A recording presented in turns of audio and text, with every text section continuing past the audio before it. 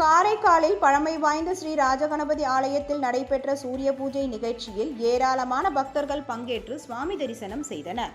புதுச்சேரி மாநிலம் காரைக்கால் கோவில்பத்து பகுதியில் அமைந்துள்ள ஸ்ரீ ராஜகணபதி ஆலயத்தில் ஆண்டுதோறும் பங்குனி மாதத்தில் 7 நாட்கள் மாலை வேளையில் சூரிய ஒளி இறைவன் மீது நேரடியாக விழும்.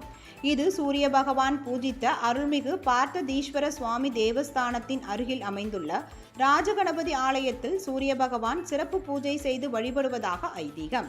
இந்த நிகழ்வு சூரிய பூஜை விழாவாக ஒரு வாரம் கொண்டாடப்படுகிறது.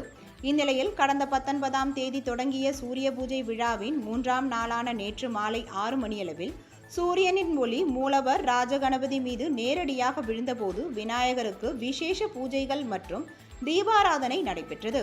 சூரிய கதிர் விநாயகரின் வெள்ளி கவசத்தின் மீது பட்டு பிரகாசித்த போது அதனை ஏராளமான பக்தர்கள் கண்டு தரிசனம் செய்தனர்.